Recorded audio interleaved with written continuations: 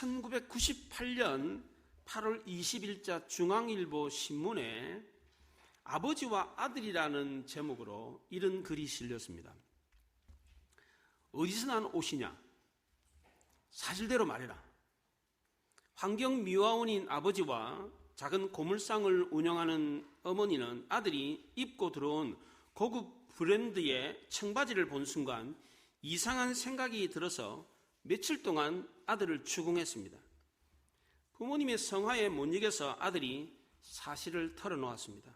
죄송해요. 버스 정류장에서 손지갑을 훔쳤어요. 아들의 말에 아버지는 그만 자리에 덥석 주저앉았습니다. 내 아들이 남의 돈을 훔치다니. 잠시 뒤 아버지는 정신을 가다듬고 이렇게 말을 했습니다. 환경이 아무리 어렵더라도 잘못된 길로 빠져서는 안 된다. 아버지는 눈물을 흘리며 아들의 손을 잡고 경찰서로 데려가서 자수를 시켰습니다. 자식의 잘못을 감싸기에 바쁜 세상에 뜻밖의 상황을 만나서 조사를 하는 경찰관은 의아해하면서 조사를 시작했습니다. 경찰 조사 과정에서 아들의 범죄 사실이 하나가 더 밝혀졌고 결국 아들은 법정에 서게 되었습니다. 그 사이 아버지는 아들이 남의 돈을 훔친 것을 마음 아파하면서 심장마비로 세상을 떠났습니다. 재판이 있는 날 법정에서 어머니가 울먹이면서 내 남편의 뜻대로 아들이 올바른 사람이 되도록 엄한 벌을 내려주십시오. 아들은 눈물을 흘렸습니다. 아버지가 저 때문에 돌아가셨습니다. 이를 지켜보던 주위 사람들은 다 숙연해졌습니다. 드디어 판결의 시간이 찾아왔습니다. 판사는 불처분입니다. 꽝꽝꽝. 벌을 내리지 않는 뜻밖의 판결에 당사자와 주위의 모든 사람들은 어리둥절해 있었습니다. 그 이유에 대해서 판사가 이렇게 말했습니다. 우리는 이처럼 훌륭한 아버지의 아들을 믿기 때문입니다. 훌륭한 아버지가 아들을 살렸고 그 아들을 변화시켰습니다. 시편 127편에 자녀는 장사의 수중에 화살과 같다라고 했습니다. 부모는 세상을 향해 활을 쏘듯이 자녀를 세상으로 보내야 합니다. 활이 활 시위를 떠나면 더 이상 이리 가라 저리 가라 할 수가 없습니다. 또 그렇게 한다고 해서 화살이 방향을 바꾸는 것도 아닙니다. 왜냐하면 활이 이미 활 시위를 떠났기 때문입니다. 그러므로 부모는 자식이 활 시위를 떠나기 전에 부모 품에 있을 때에 자녀가 올바른 방향으로 갈 수 있도록 방향을 바로잡아 주어야 합니다. 모든 자녀는 활이 활 시위를 떠나듯이 세상을 향해 떠나가게 되어 있습니다. 그러므로 부모는 자녀가 세상을 향해 떠나가기 전에 올바른 방향을 잡아줄 의무가 있습니다. 그렇다면 부모는 자녀가 올바른 방향으로 나갈 수 있도록 하기 위해서 어떻게 해야 합니까? 오늘 본문 신명기 6장은 모세의 두 번째 설교 중에 한 부분입니다. 여기서 모세는 이스라엘 백성들에게 아주 중요한 말씀을 전하고 있습니다. 모세가 지금으로부터 약 3,500년 전에 했던 이 말씀이 얼마나 중요했던지 지금도 유대인들은 이 말씀을 자녀 교육의 가장 중요한 핵심으로 삼고 있습니다.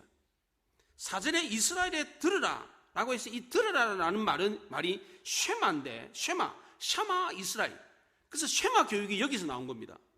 이 쉐마 교육, 신앙 교육을 제일 중요한 교육으로 삼고 있습니다.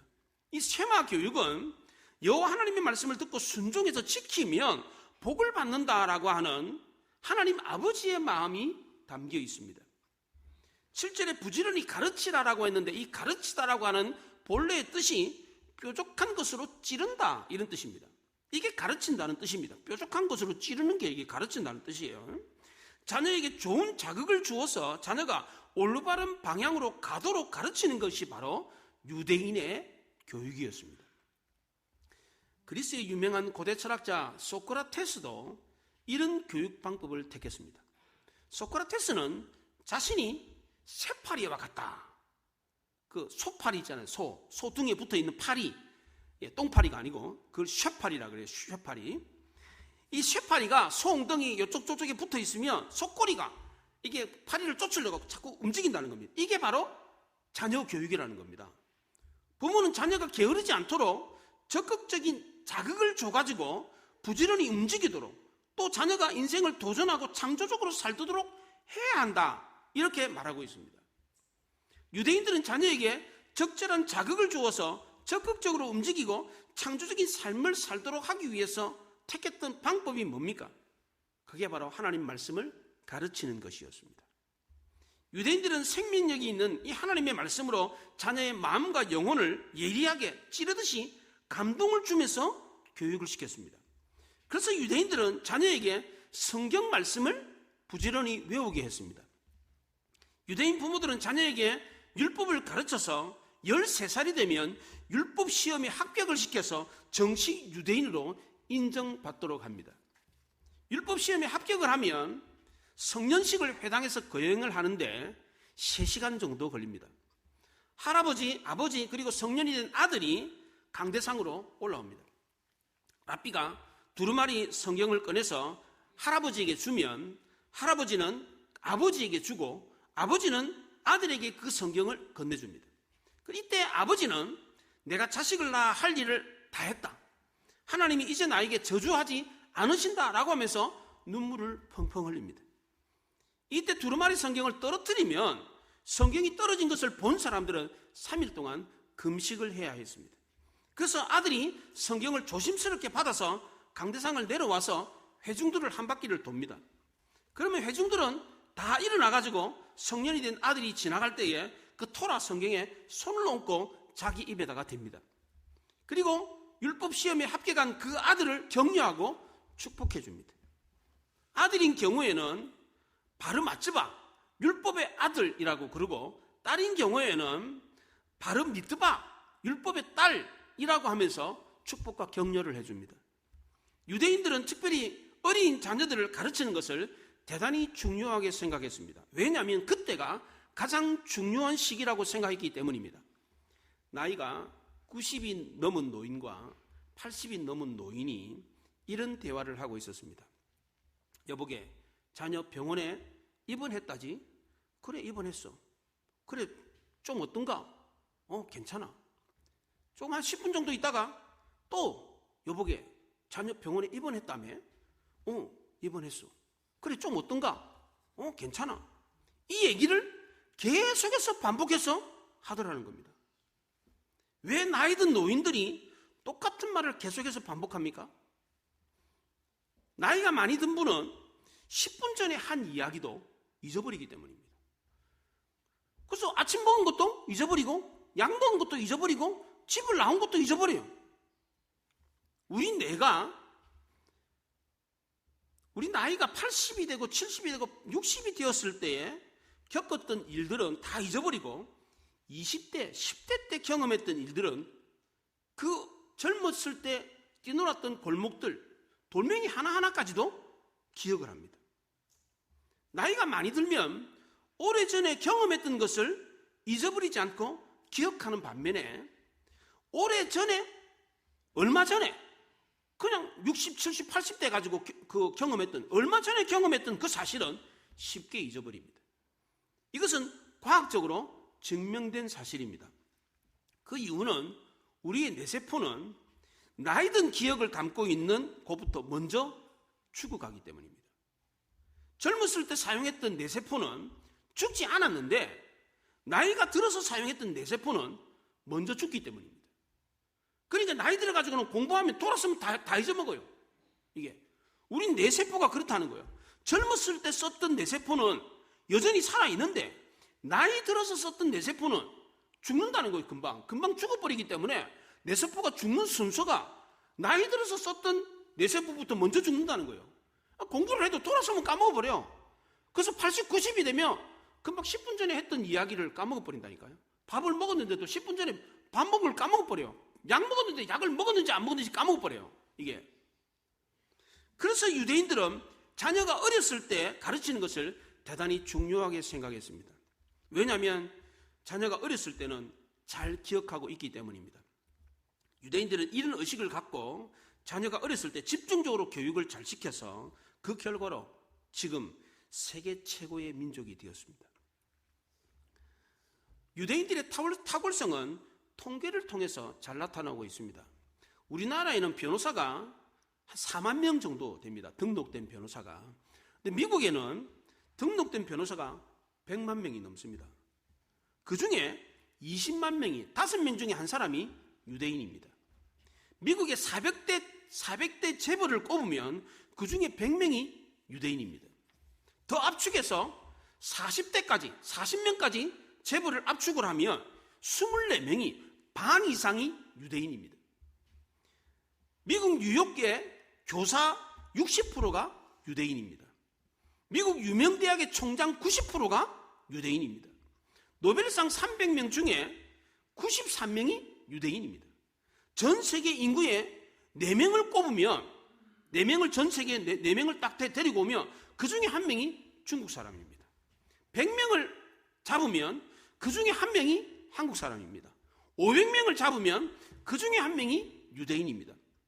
다시 말하면 1000명을 모아놓으면 그 중에 250명이 중국인입니다. 한국인은 10명이고 유대인은 1000명 중에 2명입니다. 그런데 그 2명이 1000명을 움직입니다. 그래서 유대인이 전 세계를 움직이고 있습니다. 이것이 우연입니까? 유대인들이 머리가 좋아서 그렇습니까? 그렇지 않습니다. 오히려 한국 사람들이 유대인들보다 머리가 더 좋습니다. 그런데 왜 유대인들이 세계를 움직이고 있습니까? 그 이유는 단 하나, 유대인들이 자녀에게 성경을 가르치기 때문입니다. 유대인 부모가 자녀에게 토라, 율법, 탈무드를 가르치는 것은 부모로서의 의무입니다. 13살에 율법 시험에 합격시켜서 정식 유대인으로 인정받도록 하는 것은 부모의 책임이고 의무입니다. 유대인들이 이렇게 하는 이유가 무엇입니까? 오늘 본문 1절에 이는 곧 너희 하나님 여호와께서 너희에게 가르치라고 명하신 명령과 규례와 법도라. 너희가 건너가서 차지할 땅에서 행할 것이니 라고 했기 때문입니다. 자녀들에게 하나님의 명령, 규례, 법도를 가르치라고 했기 때문입니다. 왜 하나님은 자녀들에게 하나님의 명령과 규례와 법도를 가르치라고 했습니까? 2절에 곧 너와 내 아들과 내 손자들이 평생에 내 하나님 여호와를 경외하며 내가 너희에게 명한 그 모든 규례와 명령을 지키게 하기 위한 것이며 또 내 나를 장구하게 하기 위한 것이라고 그랬습니다. 첫째로 아버지와 아들과 손자가 다 하나님을 경외하도록 하기 위해서 그렇게 했다는 겁니다. 하나님의 말씀을 나만 잘 지키면 그만이 아닙니다. 내 아들과 내 손자까지도 자손만 내가 다 하나님 말씀을 잘 지키도록 해야 된다는 겁니다. 둘째는 하나님 명령과 규례와 법도를 지키도록 하기 위해서입니다. 하나님 말씀을 가르쳐야 지킬 수 있는 것입니다. 그래서 유대인들은 자녀들에게 율법 교육을 잘 시켜서 자녀가 율법 시험에 합격하도록 하는 것을 부모의 의무로 삼고 있습니다. 반드시 해야 되는 거예요. 이게. 유대인은 13살에 율법 시험을 봐야지 정식 유대인이 되는 겁니다. 이 율법 시험에 합격시키도록 하는 것이 부모의 의무예요. 안 하면 안 돼. 그렇게 하고 있습니다. 세 번째로 이렇게 하나님 말씀을 잘 가르쳐서 지키도록 하면 땅에서 장수하기 때문입니다. 장수의 복은 인간이 이 땅에서 받는 복 중에서 최고의 복입니다. 왜냐하면 다른 복은 다 받아도 장수의 복을 못 받으면 아무 소용이 없기 때문입니다. 아무리 부자가 되고 높은 사람이 되고 무슨 뭐 학위가 뭐 석박사가 몇 개가 있다고 하더라도 소용없어. 일찍 죽어버리면 아무 소용이 없는 거예요. 그래서 장수의 복이 최고입니다. 하나님은 이스라엘 백성들에게 하나님 말씀을 잘 가르쳐서 지키게 하면 복을 받는다는 얘기를 3절에서 또 강조를 했습니다. 3절에 보세요. 이스라엘아 듣고 삼가 그것을 행하라. 그리하면 내가 복을 받고 내 조상들의 하나님 여호와께서 내게 허락하심 같이 적과 꿀이 흐르는 땅에서 크게 번성하리라. 내가 크게 번성하리라. 하나님 말씀을 잘 가르쳐서 지키게 하는 사람이 복을 받고 크게 번성하는 것은 너무나도 당연한 것입니다. 이것은 통계로도 그대로 증명이 됩니다. 부모는 자녀가 부모의 말을 잘 듣고 순종할 때에 기뻐서 좋은 것을 주게 되어 있습니다. 그렇잖아요? 자식이 말 잘 듣고 순종하면 기뻐요. 그리고 뭐라도 주고 싶어. 그렇잖아요? 우리 하나님도 마찬가지입니다. 하나님 말씀 잘 듣고 순종하는 자녀에게는 하나님이 복을 주시고 크게 번성케 하십니다. 이것은 하나님이 정해놓은 복 받는 원칙입니다. 성도가 복을 받는 제일 기본은 하나님을 기쁘시게 하는 겁니다. 이것은 개인도 그렇고 나라도 그렇습니다. 대소요리 문답 제1문 1답에 사람이 제일 되며 가장 높은 목적은 하나님을 영화롭게 하고 영원토록 하나님을 기쁘게 하는 것이다 그랬습니다. 하나님 우리 인간을 만들어서 이 땅에 보낸 이유가 뭐냐? 하나님을 영화롭게 하고 하나님을 기쁘게 하기 위해서라고 그랬습니다. 그래서 유대인들이 자녀에게 제일 중요하게 가르쳤던 것이 무엇입니까? 4절과 5절입니다. 이게 유명한 유대인들의 쉐마입니다. 이스라엘아 들으라. 우리 하나님 여호와는 오직 유일한 여호와이시니 너는 마음을 다하고 뜻을 다하고 힘을 다하여 내 하나님 여호와를 사랑하라. 이게 바로 유대인들이 가장 중요하게 자녀들에게 가르쳤던 것입니다. 마음을 다하고 뜻을 다하고 힘을 다하여 유일하신 하나님을 사랑하라라고 가르쳤습니다. 유대인들은 자녀들에게 유일하신 하나님을 사랑하라라고 했습니다. 유일하신 하나님은 한 분이신 하나님을 뜻합니다. 철학에서 말하는 절대 정신, 절대 이데아 이런 걸 뜻하는 게 아닙니다. 하나님이 스스로 자기를 나타내시는 계시를 통해서 알려주신 살아계신 유일하신 하나님이라는 겁니다. 이 하나님을 사랑하라라고 하는 말을 설명할 때도 그냥 사랑하라 이렇게 말하지 않고 이 사랑을 깨달을 수 있도록 남편과 아내가 사랑하는 것, 또 아버지와 아들이 사랑하는 것, 연인 간에 사랑하는 것, 이것을 통해서 우리가 일상생활 속에 친밀하게 이 사랑을 깨닫는 것을 통해서 하나님의 사랑이 뭔가를 알려주었습니다. 그래서 하나님의 사랑을 막연한 개념적인 사랑이 아니라 실제적인 사랑으로 이해하도록 했습니다. 우리가 형제를 사랑하듯이, 부모가 자식을 사랑하듯이, 연인이 서로 사랑하듯이 하나님을 사랑하라고 가르쳤습니다. 마음과 뜻과 정성을 다해 사랑하라는 말은 우리가 할 수 있는 온 힘을 다해서 하나님을 사랑하라는 뜻이었습니다. 자녀가 이렇게 온 힘을 다해서 하나님을 사랑하며 하나님이 주신 율법을 잘 지켜 행하도록 하기 위해서 부모는 어떻게 해야 됩니까? 첫째는 부모가 먼저 본을 보여야 합니다.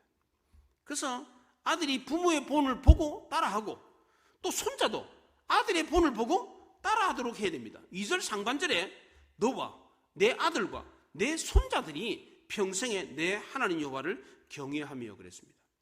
나만 하나님 말씀을 잘 지켜서는 안 됩니다. 내 아들도 그렇게 해야 되고 내 아들의 아들인 손자도 그렇게 하도록 해야 된다는 겁니다. 그렇게 해야 하나님의 복과 번영이 자손만대에 이어지는 것입니다. 내 때만 잘 살면 됩니까? 나만 행복하게 살면 됩니까? 그렇지 않습니다. 나의 행복이 아들 때에도 이어지고 후손들에게 계속해서 이어지도록 해야 하는 것입니다. 유대인들은 이렇게 하기 위해서 그렇게 말씀을 할아버지, 아들, 아들의 아들, 손자, 자손만테 계속해서 가르쳤어요. 이걸 제일 중요한 의무로 여겼습니다. 이렇게 했기 때문에 지금 유대인들은 전 세계에서 가장 아름다운 가정을 이룩할 수 있었던 겁니다. 두 번째로 부모가 먼저 하나님 말씀을 잘 들어야 됩니다. 3절에 이스라엘아 듣고 4절에 이스라엘아 들으라 그랬어요. 왜 하나님 말씀을 들어야 됩니까? 하나님 말씀을 들으면 믿음이 생기기 때문입니다. 로마서 10장에 그러므로 믿음은 들으면서 나며 들으면 그리스도의 말씀으로 말미암느니라고 했습니다. 말씀을 들으면 믿음이 생깁니다. 부모가 말씀을 먼저 듣고 믿음이 생겨야 그 믿음을 자녀에게 전수해 줄 수 있는 것입니다. 마지막 세 번째로 부모가 잘 들은 이 하나님의 말씀을 그러면 어떻게 해야 되느냐? 먼저는 그 말씀을 마음에 새겨야 됩니다. 한쪽 귀로 듣고 한쪽 귀로 흘려서는 안 돼요. 새겨야 돼요. 6절에 보면 너는 마음에 새기라라고 했는데 원문에는 이 새기라는 말이 마음 위에 새기라 이 말로 되어 있습니다. 이 마음 위에 새기다는 이 말은 두 돌판 위에 새기다는 말과 대꾸를 이룹니다. 모세가 시내산에서 하나님 말씀을 두 돌판에 새겨온 것처럼 부모도 하나님의 말씀을 마음판 위에 새겨야 된다는 겁니다. 부모는 하나님의 말씀을 마음판에 새겨서 하나님의 언약을 생각하고 늘 감사하며 그 말씀을 자녀에게 가르쳐서 지키게 해야 합니다. 그 다음으로 부모는 마음에 새겨진 이 하나님의 말씀을 부지런히 가르쳐야 됩니다. 7절 상반절에 내 자녀에게 부지런히 가르치며 그랬어요. 가르치기 위해서는 강론을 해야 됩니다. 왜냐하면 하나님의 말씀은 읽는다고 해서 다 이해가 되는 게 아닙니다. 여러분들 성경 읽으면 다 이해가 됩니까? 이해가 안 되죠. 그러니까 부모가 설명을 해줘야 되죠. 부모가 설명을 못 해주면 목사님한테 물어서라도 또 목사님이 풀어서 강의를 해줄 때 설교를 할 때 그 말씀을 듣도록 해야 되는 것입니다. 또 부지런히 가르치려면 집에 앉았을 때나 길을 갈 때나 누웠을 때나 앉았을 때나 늘 말씀을 가르치라, 그렇게 말을 했어요. 우리 교회 상가 2층에 영어학원이 있고 3층에 태권도 학원이 있거든요. 아줌마들이 자녀들을 데리고 와요. 학원에 데려다 준다고. 그런데 어떤 젊은 엄마가 딸을 학원에 보내면서 도시락을 싸가지고 와가지고 한 손에 도시락을 들고 한 손에 젓가락을 들고는 딸이 학원에 들어가기 전까지 입에다가 밥을 넣어주더라고. 학원 들어가기 전까지 입에다가 밥을 떠먹이는 사람, 제가 그냥 CCTV로 봤어요. 우연히. 그 사람이 누구겠어요? 엄마죠. 엄마가 아닌 애 돌보는 부모가, 아줌마가 그렇게 하겠어요? 엄마니까 그렇게 하지. 그렇잖아요. 엄마가 그렇게 애타게 딸에게 한 술이라도 더 밥 떠먹이려고 하는 것처럼 우리도 자녀에게 한 구절이라도 더 하나님 말씀을 듣도록 해야 된다는 겁니다. 지금도 유대인 부모는 이것을 부모의 의무로 생각하고 있습니다. 이렇게 했기 때문에 유대인은 지금 전 세계에서 가장 훌륭한 자녀를 길러내고 있는 것입니다. 이게 우연이 아닙니다. 어쩌다가 그렇게 된 게 아니에요. 링컨은 어렸을 때 넉넉하지 못한 가정에서 태어났습니다. 어머니는 링컨이 태어나자마자 성경을 부지런히 읽어주면서 성경 이야기를 들려줬습니다. 링컨이 9살 되었을 때 어머니가 세상을 떠나면서 유언을 남겼습니다. 사랑하는 아들아, 너는 성경을 매일 읽어라. 인생의 위기가 닥쳤을 때는 더 열심히 성경을 읽어라. 삶의 기준을 하나님의 말씀에 두고 살아라. 이 유언을 남겼습니다. 그 이후로 링컨은 어머니 유언을 마음에 새기고 열심히 성경을 읽었습니다. 링컨은 초등학교도 제대로 나오지 못했지만 성경을 읽고 성경이 주는 지혜로 살았습니다. 그 결과로 그는 미국인이 가장 존경하는 제16대 미국의 대통령이 되었습니다. 링컨은 삶의 기준을 하나님의 말씀으로 삼고 살았기 때문에 지금도 미국인들이 가장 존경하는 대통령이 되었습니다. 미국 백악관에 가면 대리석으로, 하얀 대리석으로 이렇게 조각을 해놓은 대통령 상이 있습니다. 그게 바로 링컨입니다. 지금도 미국 사람들은 백악관의 주인은 트럼프가 아니고 링컨이라고 생각합니다. 마지막으로 하나님 말씀을 들은 부모는 자녀에게 그 말씀을 잘 가르치기 위해 여기저기 하나님 말씀을 기록해 두어야 됩니다. 8절과 9절에 그렇게 말합니다. 너는 또 그것을 내 손목에 매어 기호로 삼으며 내 미간에 붙여 표로 삼고 내 집 문설주와 바깥문에 기록할지니라 그랬어요. 말씀을 손목에 매어가지고 기호로 삼고 이마박에 붙여가지고 표를 삼으라 그랬어요. 이것은 말씀을 행동 지침으로 삼으라는 뜻입니다. 또 말씀을 문설주와 문 바깥에 기록을 하라고 그랬어요. 대문을 들어가고 나갈 때 말씀을 볼 수 있도록 말씀이 일상생활 속에 삶의 원리로 스며들도록 하라는 겁니다. 유태인 가정의 자녀들은 어릴 때부터 세마 교육을 계속해서 받습니다. 가정에서도 받고 학교에서도 받고 해당에서도 받습니다. 계속해서 말씀 교육을 받습니다. 그래서 그 결과로 어떻게 됐습니까? 노벨상을 받는 사람의 40%가 유대인입니다.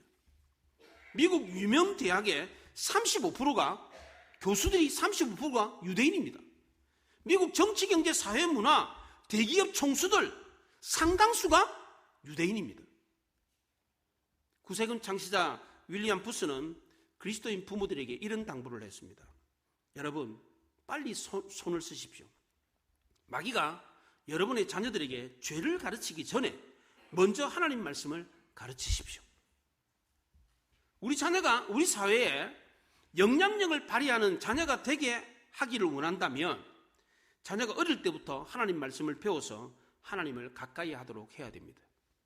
야고보 사도는 하나님을 가까이 하라. 그리하면 하나님이 너희를 가까이 하시리라 그랬습니다. 우리가 하나님을 가까이 하면 하나님 우리를 가까이 하신다고 합니다. 우리가 하나님을 가까이 하면 하나님 우리에게 가까이 오시는데 누가 우리를 감히 건드리겠습니까? 그렇지 않아요? 하나님이 우리 편인데 누가 감히 우리를 대적할 수 있겠습니까? 복의 근원이신 하나님이 우리와 함께 하시는데 복을 못 받을 리가 있겠습니까? 하나님이 함께 하시는데 하는 일마다 형통하지 않겠어요?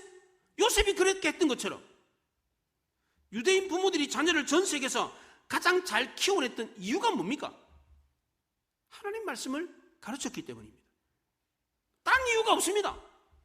유대인들은 우리나라처럼 이렇게 막 가회 5개, 6개, 10개 가르치고 이렇게 하지 않습니다.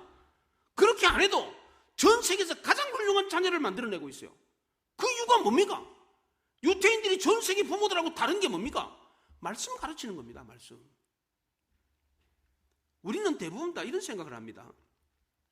하나님 말씀 잘 가르친다고 해서 무슨 자녀가 훌륭한 사람이 되겠어? 이렇게 생각을 합니다.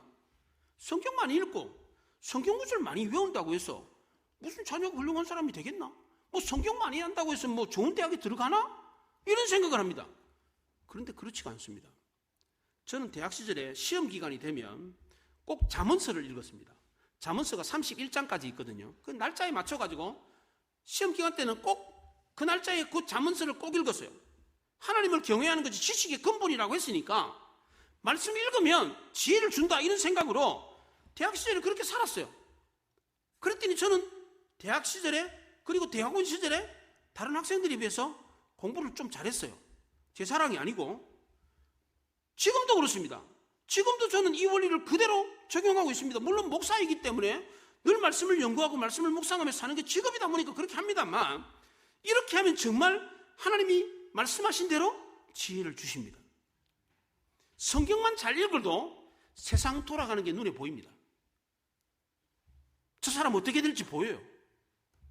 세상이 앞으로 어떻게 될지가 보입니다. 세상을 분별할 수 있는 분별력이 생깁니다. 여기 우리 권사님들 나이 많은 80 넘으신 권사님들이 있지만 가방끈이 얼마나 길겠습니까? 옛날에는 다 배우지도 못했지만. 그러나 교회에서 설교 말씀을 잘 들으면요 대학 교수 이상으로 지혜롭게 인생을 살 수 있습니다.